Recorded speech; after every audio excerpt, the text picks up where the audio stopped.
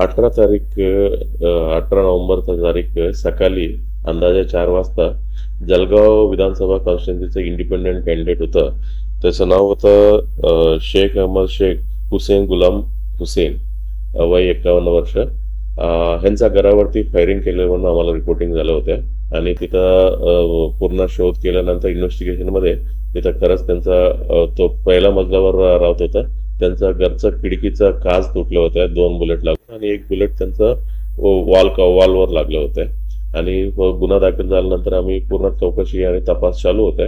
तपासादरम्यान काय सीसीटीव्ही आणखी तांत्रिक माहिती आणि हे सर्व दृष्टीने आम्ही तपास चालू असताना त्यांचं स्वतःचं जे कंप्लेंट होतं ते स्वतःच साला जे मालेगावमध्ये राहतात ते इन्व्हॉल्ड आहे म्हणून आम्हाला खात्रीशीर माहिती भेटलं होतं. आणि पुढील तपासादरम्यान म्हणजे ही समजलं की त्यांचा साला आणि आणखीन एक साथीदार मालेगाववरून ते दिवशी रात्री इथं जळगावमध्ये आला आणि सकाळी इथं फायरिंग केल्यानंतर परत ते मालेगावात निघून गेले होते.